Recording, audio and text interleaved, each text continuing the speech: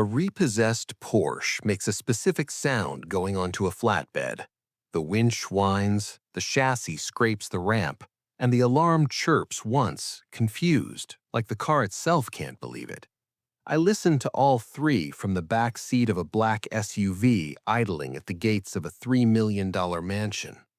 On the lawn, a woman in a designer robe was screaming at the repo crew. Silk, cream-colored, $400. I recognized the robe because I'd been present on a screen when it was expensed to a corporate card under client entertainment. I also recognized the woman. I'd been married to her for 6 years. Behind her, in the doorway of the mansion, stood a man in golf clothes holding a phone that had stopped being answered by anyone important about 2 hours earlier. Richard, Regional Director, Vanguard Logistics, Vanessa's real man. His voice carried across the lawn, something about lawyers, something about "do you know who I am?" It's a fair question. He didn't know who I was, and I'd signed his last 4 Christmas bonuses. The driver opened my door. I stepped out in my flannel jacket and my work boots. She used to hate the boots. Holding 2 envelopes. One contained a termination letter, for cause, on Vanguard letterhead. The other contained a notice to vacate corporate housing, effective in 30 days, which is more grace than the audit committee wanted to give. Vanessa saw me and stopped screaming. Her face did something I'd never seen it do in 6 years of marriage. It hesitated. The math wasn't mathing. Her broke ex-husband, a corporate SUV, a security detail, envelopes. "Arthur?" she said. "What are you? Why are you here?" "Ownership question," I said. "Give me 15 minutes. I'll explain the org chart." "I'm Arthur, 55. I need to explain the flannel first because the flannel is the whole story. I made my first 100 million at 34 in private equity, back when I wore the costume, the watches, the tailoring, the table at the restaurant that held a table for me. I spent a decade inside the culture of serious money, and I want to report on it honestly as a former resident. It's a hall of mirrors where nobody has friends, everybody has allies, and every human relationship carries a term sheet you're not shown until it's too late. I watched men I admired get married for their balance sheets and divorced for half of them. I watched a colleague's funeral where the eulogies were networking. So, at 40, I did the strangest deal of my career. I bought my way out of visibility. The operating assets went under a holding structure, layered, boring, deliberately unglamorous, the kind of paper trail that makes journalists give up on page 2. My name came off everything public. The equity firm kept growing. I chaired it from a distance through boards and proxies, and the world's databases gradually agreed that Arthur from Cedar Falls was nobody in particular. And I built the life I'd actually wanted. A good house, nice, not gated.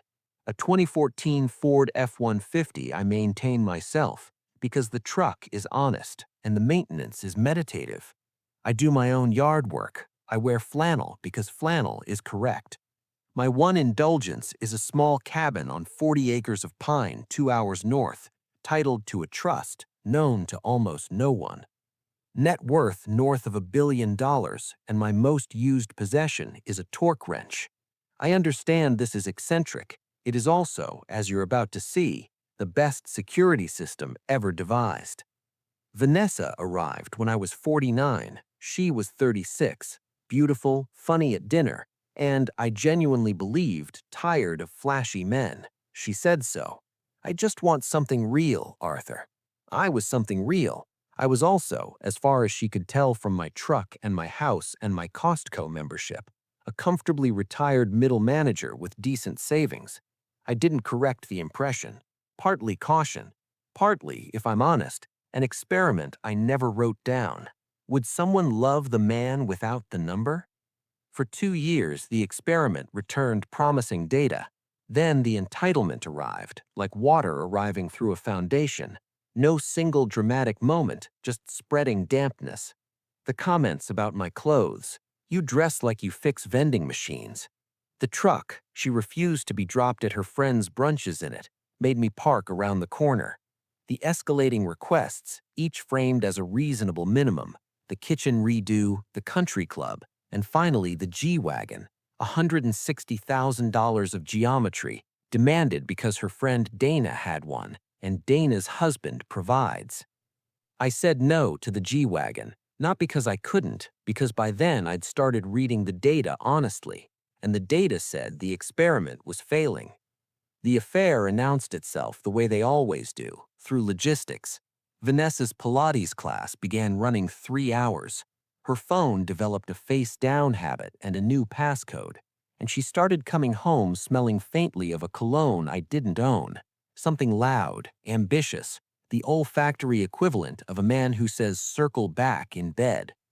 I didn't rage and I didn't snoop. I hired.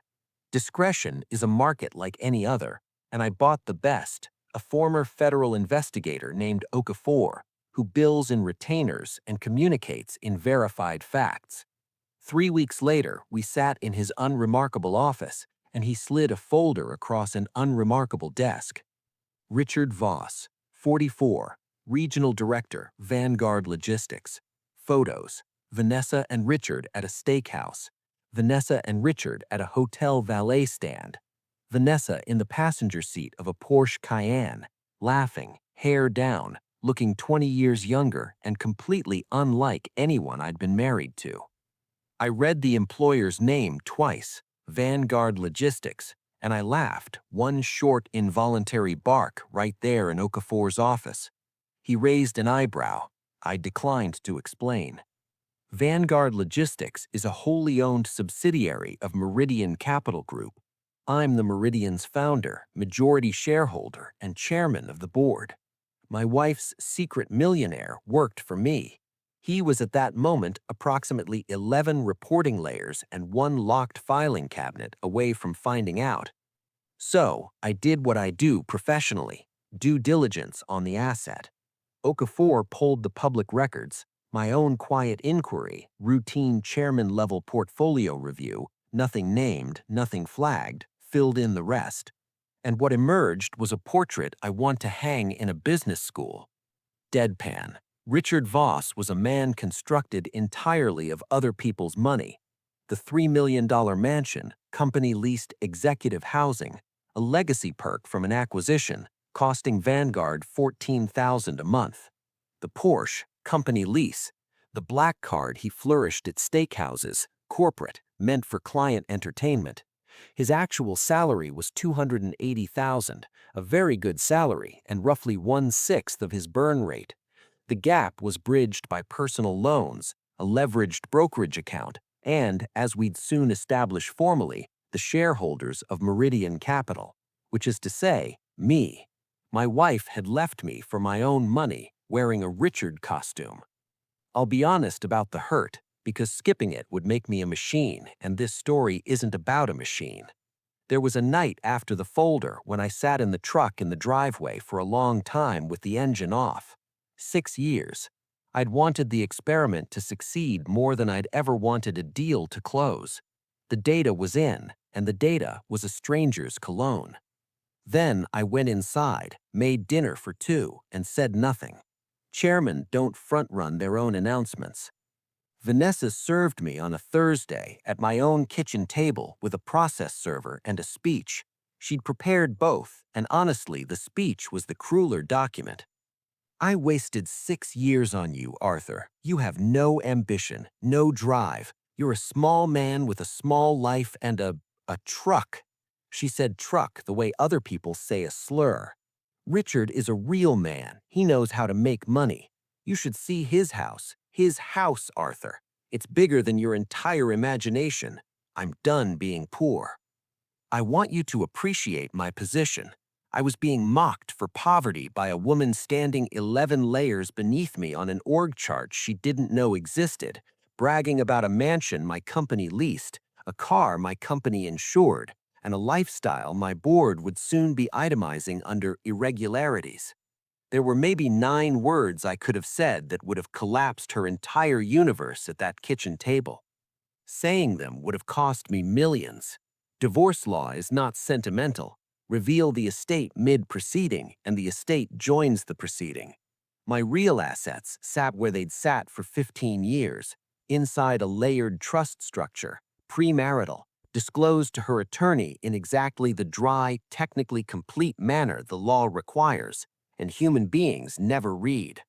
Her attorney saw a retired consultant with a house, a truck, and a joint checking account holding $60,000. That account was our marital life financially. It was also functionally a decoy, not built to deceive her, built years ago as the simple public-facing wallet of a deliberately simple public-facing man. But it played its role beautifully. So I gave the performance of a defeated husband. And I'll confess something. It wasn't entirely a performance. The sag in my shoulders was method acting with real material. I said, "If this is what you want, Vanessa." I asked once, quietly, if she was sure. Pride demanded she say yes with maximum contempt, and she did. She took half the checking account, $30,000. Her attorney called it a clean win. She left the truck, obviously. She left the flannel. She moved into the mansion that week and posted a photo captioned, "Finally living my real life," from a terrace my company pressure-washed quarterly. I signed everything without a fight. Her lawyer thought I was broken. My lawyer, who knows the whole structure and bills accordingly, reviewed each page in silence and permitted himself exactly one remark at the end, which I pass along verbatim. "Cheapest divorce in the history of Meridian Capital. Congratulations."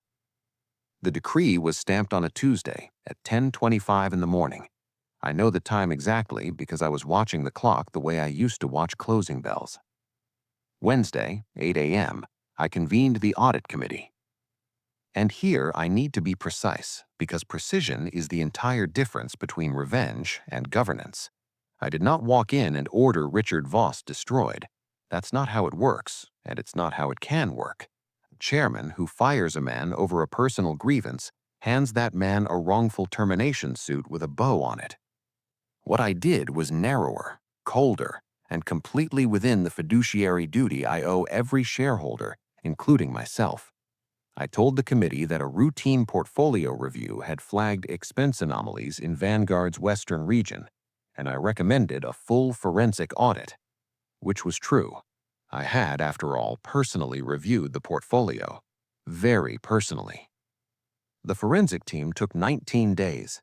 I recused myself from the field work and read the final report the way everyone else on the committee did, bound, numbered, and appalling. Richard hadn't just lived on the company, he'd feasted. $210,000 in personal charges over 4 years, laundered through the client entertainment budget. The Maui trip, filed as logistics conference, except the resort had no conference facilities, and the second traveler, per the airline manifest, was one Vanessa reserving under my surname, which is the detail I had to read 3 times. The robe, a wine locker, jet skis, a 40th birthday party for Vanessa at a vineyard, expensed as regional team building. And I'll grant him this, technically she was regional. The man had committed fraud with the diligence he'd never once applied to his actual job. His region's real numbers, once the audit rinsed them, ranked last in the division. The committee's vote was unanimous, and it would have been unanimous with or without me in the room. That's the point. That's what made it clean. Termination for cause, no severance, referral to counsel for civil recovery of the $210,000, and the automatic clauses nobody reads in their executive perk agreements. Company housing revoked, company vehicles recalled, corporate cards canceled at midnight.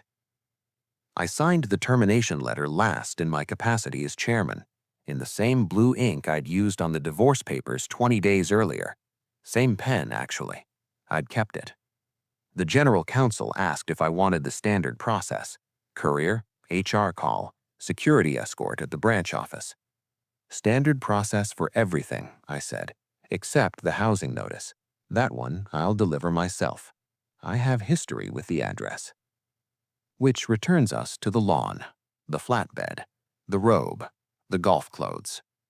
I walked up the driveway, my company's driveway, resurfaced 2 summers ago, Invoice on file. Richard came down off the porch to meet me with his chest first. Up close, he was exactly the file. Handsome the way a rendering is handsome. Cologne arriving a full second before he did. He didn't know my face. Why would he? I was 11 layers up and dressed like I fix vending machines. Whoever you are, you're on private property and my attorney. I handed him the first envelope. He tore it open with lawyer-summoning bravado, and I watched him read. I've watched men read ruinous documents my whole career. Term sheets, margin calls, indictments. And it's always the same choreography. The eyes speed up, then stop entirely, then climb back to the letterhead as if the letterhead will have changed.